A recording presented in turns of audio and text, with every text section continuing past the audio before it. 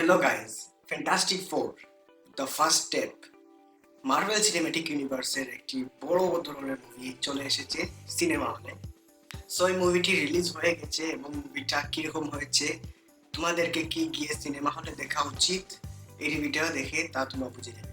তো প্রথমেই মুভিটার বিষয়ে কিছুটা জেনে নাও যে তোমরা মুভিটা হচ্ছে 2 ঘন্টার পুরো 2 ঘন্টারই মুভি এবং মুভিটা একদম ফ্যামিলির সাথেও দেখতে পারবে তোমরা চাইলে, কারণ মুভিতে শুধু একটা কিসিং সিন আছে আর কিছু নেই। এবার দেখা যাক যে মুভিটা কি সিনেমেটিক ইউনিভার্সের এই যে মার্ভেল সিনেমেটিক ইউনিভার্স এমসিইউ এই এর কি কামব্যাক করতে পেরেছে, কারণ এর যে আগের মুভিগুলো এসেছিল থান্ডারবোল্টস এবং captain America brave new world, এই মুভিগুলো তেমনটা খাস পছন্দ করেনি মানুষ। তো যদি ইয়েস এবং নোর দিক দিয়ে বলা যায় তাহলে এই যে ফ্যান্টাস্টিক ফার্স্ট স্টেপ মুভিটি এসেছে সেটা কি এমসিইউ এর কামব্যাক করতে পেরেছে, তাহলে আমি বলবো হ্যাঁ ইয়েস করতে পেরেছে ভাই, কারণ মুভিটার স্টোরিটা ঠিকঠাকই আছে বাট মুভিটার অ্যাকশন সিনস গুলো ভিএফএক্স গুলো সেগুলো ভাই জাস্ট অসাধারণ ছিল। এবার মুভির পজিটিভ এবং নেগেটিভ সাইডটা দেখা যাক। এটা এই মুভিটার পজিটিভ সাইড হচ্ছে মুভিটার অ্যাকশন এবং ভিএফএক্স গুলো, বাট মুভিটার নেগেটিভ পয়েন্ট হচ্ছে সেই ভিএফএক্স গুলো ভাই এবং সেই অ্যাকশন।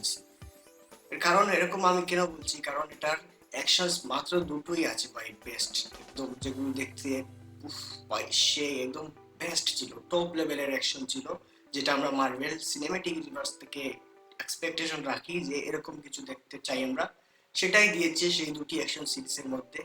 বাট আবার কিছু সিনসের মধ্যে ভাই যে ভিএফএক্স গুলো এতটাই খারাপ যে ভাই কি বলবো, মানে মার্ভেল সিনেম্যাটিক ইউনিভার্সের যে ফ্যান্স তাদের জন্য একটা লজ্জাজনক বিষয় ভাই, এত বড় একটা সিনেম্যাটিক ইউনিভার্স হয়ে এরকম খারাপ ভাবে ভিএফএক্স ইউজ করছে।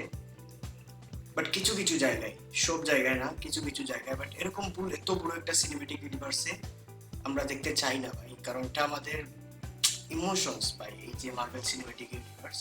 আর আরেকটা বিষয় তোমাদেরকে আমি জানিয়ে দিই যে মার্ভেল সিনেম্যাটিকের যে মেইন যে টাইম লাইন সেই টাইম লাইনে কিন্তু ফার্স্ট স্টেপ এই যে ফ্যান্টাস্টিক ফার্স্ট স্টেপ এইটা এই ইউনিভার্সের টাইম লাইনে না।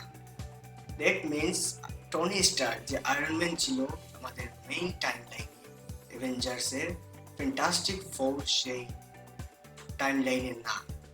তার মানে বোঝা যায় যে ফ্যান্টাস্টিক ফোরের যে ইউনিভার্স আছে সেখানে টনি স্টার্ক ডক্টর ডুম হতে পারে।